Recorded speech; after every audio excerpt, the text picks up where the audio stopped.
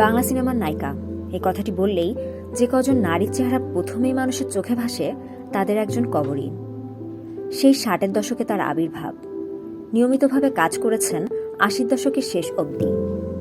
কিন্তু তার সেই মায়াবী রূপ, অনিন্দ্য চাহনি আর নিপুণ অভিনয় এখনও দাগ কেটে আছে দর্শকদের মনে।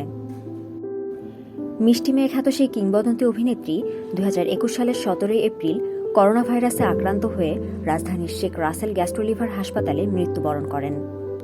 আজ তার 3য় মৃত্যুবার্ষিকী। কবরীর জন্ম 1950 সালের 19 জুলাই চট্টগ্রামের বাঁশখালীতে।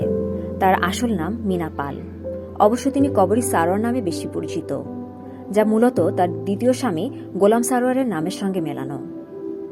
চলচ্চিত্রের দুনিয়ায় পা রাখার আগে কবরী আত্মপ্রকাশ করেন নৃত্যশিল্পে। 1963 সালে মাত্র 13 বছর বয়সেই তিনি মঞ্চে নৃত্য শুরু করেন। তার ঠিক 1 বছর পরই 1964 সালে কালোজয়ী নির্মাতা সুভাষ দত্তের পরিচালনায় সুতরাং সিনেমা দিয়ে রূপালী পর্দায় অভিষেক হয় তার। সেই শুরু, তারপর এক অবিস্মরণীয় অধ্যায়ের রচনা। অভিনয় জীবনের বাইরে কবরী ছিলেন একজন রাজনীতিবিদ।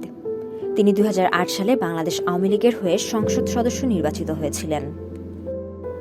তার প্রয়াণ দিবসে জানাই বিনম্র শ্রদ্ধা।